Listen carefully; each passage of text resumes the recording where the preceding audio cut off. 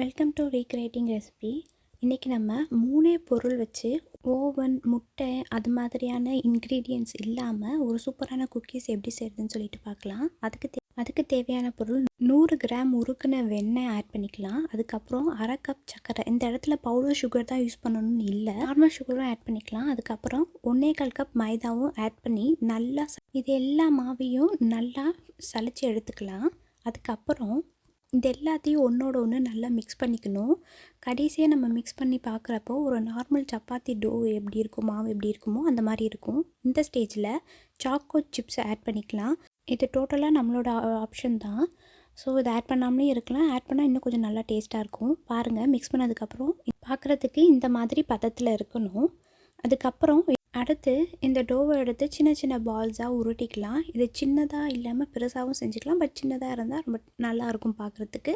So இது மாதிரி உருட்டி இந்த மாதிரி உள்ளங்கையில் வச்சு ப்ரெஸ் பண்ணிக்கலாம். அடுத்து ஒரு பேனில் ஆயில் அப்ளை பண்ணிக்கலாம். அதுக்கு மேலே பட்டர் பேப்பரை வச்சு பட்டர் பேப்பருக்கு மேலேயும் கூட நம்ம ஆயில் அப்ளை பண்ணிக்கலாம். ஆயில் இல்லைன்னா பட்டர், அப்படி இல்லைன்னா நெய் கூட அப்ளை பண்ணிக்கலாம். அதுக்கப்புறம் 5 நிமிஷம் இந்த பாத்திரத்தை ப்ரீஹீட் பண்ணிக்கணும். ப்ரீஹீட் பண்ணதுக்கப்புறம் நம்ம செஞ்சு வச்சுருக்க குக்கீஸை ஒன்று ஒன்றா இந்த பாத்திரத்தில் வைக்கணும். ஒன்றோட ஒன்று ஒட்டாமல் கொஞ்சம் கேப் விட்டு தள்ளி தள்ளி வைக்கலாம். அதுக்கப்புறம் எக்ஸ்ட்ரா சாக்கோ சிப்பையும் இதுக்கு மேலே வைக்கலாம். இது நம்மளோட ஆப்ஷன் தான்.